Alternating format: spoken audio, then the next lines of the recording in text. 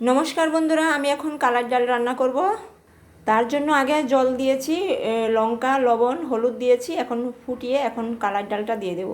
এই ডালটা মিক্সিতে গুঁড়ো করে নিয়েছি। এখন আমি এটা ঢেলে দেব। এখন নামিয়ে নেব, সোমবার দেব। ডাল সেদ্ধ হয়ে গেছে।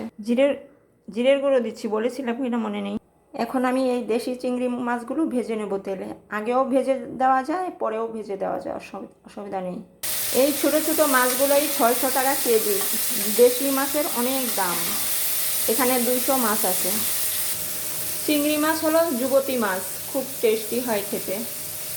মাছটা হয়ে গেছে, এবার নামিয়ে নিচ্ছি। এখানে ঢেলে দিচ্ছি।